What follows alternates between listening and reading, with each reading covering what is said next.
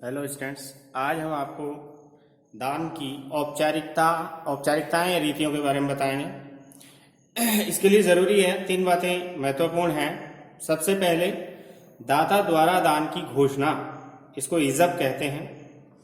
तो सबसे पहले है दाता द्वारा दान की घोषणा, दूसरा दान की स्वीकृति, इसको कबूल कहते हैं, और तीसरा है कब्जा प्रदान करना। तो सबसे पहले दान के लिए जरूरी है कि दान की घोषणा की जाए। दाता का दान का स्पष्ट आशय होना चाहिए तथा इसकी असंदिग्ध रूप से घोषणा की जानी चाहिए। जहां संपत्ति के स्वामित्व के हस्तांतरण का दाता का वास्तविक या सद्भावपूर्ण आशय नहीं है, कथित दान का महत्व नहीं होता है। लेनदारों से कपट करने के आशय से किया गया दान लेनदारों की इच्छा पर शून्य गणनीय होता है। वो ऐसे दान को शून्य घोषित करवा सकते हैं, लेकिन उत्तराधिकारियों को उत्तराधिकार से दूर करने के आशय से किया गया दान वैध होता है। दूसरा है दान की स्वीकृति यानी कबूल। अदाता द्वारा दान की स्वीकृति होनी चाहिए जो अभिव्यक्त या विवक्षित रूप से हो सकती है। विवक्षित रूप से स्वीकृति अदाता के आचरण से की जाती है। कुछ परिस्थितियों में स्वीकृति आवश्यक नहीं है, जैसे ए बी के 500 रुपये का ऋणी है, बी उसे यह रुपया दान कर देता है। यहाँ ए द्वारा स्वीकृति आवश्यक नहीं है।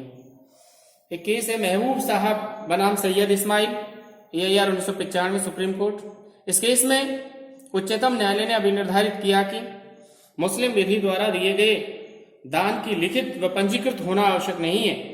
वैध दान के लिए दानकर्ता द्वारा घोषणा, दान ग्रहीता द्वारा या उसके नाम पर दान की प्रत्यक्ष या परोक्ष रूप से स्वीकार किया जाना चाहिए और कब्जा देना आवश्यक है। तीसरी बात है कब्जा प्रदान करना। दान की घोषणा तथा स्वीकृति तभी मान्य होती है जब दाता अदाता को दान की गई वस्तु का कब्जा प्रदान करे। कब्जा प्रदान करने का अर्थ यह है कि दाता दान की हुई वस्तु के ऊपर स्वामित्व तथा आधिपत्य से अपने आप को अलग कर ले। कब्जा प्रदान करने की जांच यह है कि लाभ कौन, दाता या अदाता प्राप्त करता है। अगर दाता लाभ प्राप्त करता है तो कब्जा प्रदान नहीं किया गया है, और यदि लाभ अदाता प्राप्त करता है कब्जा प्रदान कर दिया गया है, ऐसा समझा जाएगा। तो 3 बातें हो गई अभी तक की। दाता द्वारा दान की घोषणा यानी इज़ब स्पष्ट रूप से की जानी चाहिए। दान की स्वीकृति यानी अदाता उस दान को कबूल करे, और कब्जा प्रदान करना। केवल दान की घोषणा और स्वीकृति से ही काम नहीं चलेगा, बल्कि उसको अदाता को उसका कब्जा प्रदान करना भी आवश्यक है। और कब्जा प्रदान करने की जांच क्या है कि उस संपत्ति से लाभ कौन प्राप्त कर रहा है, देने वाला या लेने वाला। यदि दाता लाभ प्राप्त कर रहा है तो ये समझो अभी कब्जा प्रदान नहीं हुआ है, और यदि अदाता लाभ प्राप्त कर रहा है तो समझो कब्जा मिल गया है उसका और उसका अंतरण हो गया है।